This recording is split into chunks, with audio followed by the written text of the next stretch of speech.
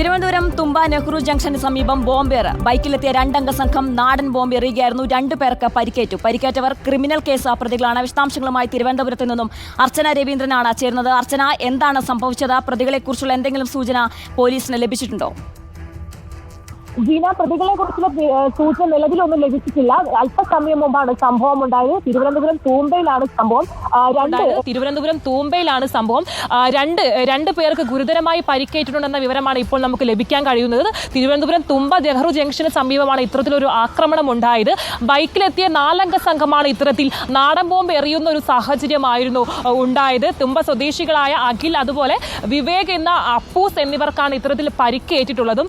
ഈ പരിക്കേറ്റ 2 പേരും ക്രിമിനൽ കേസിലെ പ്രതികളാണെന്ന വിവരമാണ് ഇപ്പോൾ പുറത്തു വരുന്ന വിവരവും ഇത്തരത്തിലുള്ളതാണ്. എന്തായാലും പരിക്കേറ്റവരെ ആശുപത്രിയിൽ എത്തിച്ചിട്ടുണ്ട്. ഇതിൽ എന്തെങ്കിലും ഗുണ്ടാ നേതാക്കളുമായോ അല്ലെങ്കിൽ ഗുണ്ടാക്രമണമാണോ എന്ന തരത്തിലുള്ള വിവരങ്ങളൊന്നും ഇപ്പോൾ നിലവിൽ ലഭ്യമല്ലാത്ത അവസ്ഥയുമാണ്. ജീന, അർച്ചന, തിരുവനന്തപുരം സ്ഥിരമായി ഇത്തരത്തിലുള്ള ഗുണ്ടാ ആക്രമണങ്ങൾ തുടർച്ചയായി റിപ്പോർട്ട് ചെയ്യുന്ന ഒരു സാഹചര്യം ഉണ്ടായിട്ടുണ്ട്. അതുകൊണ്ട് തന്നെ പോലീസിന്റെ അന്വേഷണം അത്തരത്തിൽ നീങ്ങുന്നുണ്ടോ?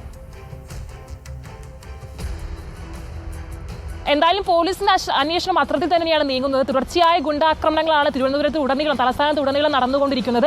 പല സംഭവങ്ങളും നമ്മൾ റിപ്പോർട്ട് ചെയ്യപ്പെട്ടതുമാണ്. അത്തരത്തിൽ വലിയ രീതിയിലുള്ള അന്വേഷണം തന്നെ ഇത്തരത്തിൽ ഈ ഒരു ഗുണ്ടാ നേതാക്കൾക്കെതിരെയും അതുപോലെ തന്നെ ഗുണ്ടാ പ്രവർത്തനങ്ങളിൽ അകപ്പെടുന്നവർക്കെതിരെയും നടത്താനുള്ളൊരു ശ്രമത്തിൽ തന്നെയാണ് പോലീസ് ഇപ്പോഴും ഉള്ളത്.